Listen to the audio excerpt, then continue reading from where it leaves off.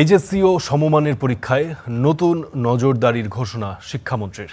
এবার কেন্দ্রে body camera ব্যবহার করবেন পুলিশ সদস্যরা। প্রশ্ন ফাঁস বা যে কোনো অনিয়মেও আবারও দিয়েছেন কঠোর ব্যবস্থার হুঁশিয়ারি। এনটিআরসি এর মাধ্যমে এই বছর ৭৭,০০০ শিক্ষক নিয়োগের কথা তিনি জানিয়ে বলেছেন, মাদ্রাসা শিক্ষকদের বকেয়া বেতন দেওয়া হবে জুলাইয়ের মধ্যেই।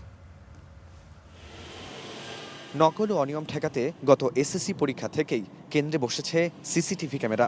আসন্ন এইচএসসি ও সমমানের পরীক্ষায় বডি ক্যাম ব্যবহার করবেন পুলিশ সদস্যরা।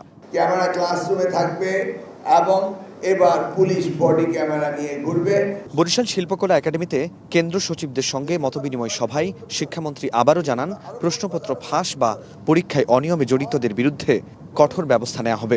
কোশ্চেন আউট হতে দেওয়া যাবে না, হলে পরে কঠিন পানিশমেন্টের ব্যবস্থা করা হবে, কোনো ছাড় দেওয়া হবে না। এমন পানিশমেন্ট হবে যে সারা জীবন বাংলাদেশ মনে থাকবে। মাদ্রাসা শিক্ষা প্রসঙ্গে জানান, ইবতেদায়ী মাদ্রাসাগুলোকে প্রথমে নিয়ন্ত্রণ কাঠামোতে এনে পরে ধাপে ধাপে নিশ্চিত করা হবে সুযোগ সুবিধা। এছাড়া মাদ্রাসা শিক্ষকদের মে জুনের বকেয়া বেতন জুলাইয়ের মধ্যে দেওয়ার আশ্বাসও দেন তিনি। যে কদিন থাকবো এদেশে শিক্ষা ব্যবস্থার পরিবর্তন করে ছাড়বো ইনশাআল্লাহ। বেতন সময় মতো পেতেই হবে, বেতন পেলেই সবকিছু ঠিক মতো চলে। জুলাই মাসে মে জুন 2টারই বেতন আপনারা পেয়ে যাবেন, এরপর থেকে আর এটা হবে না।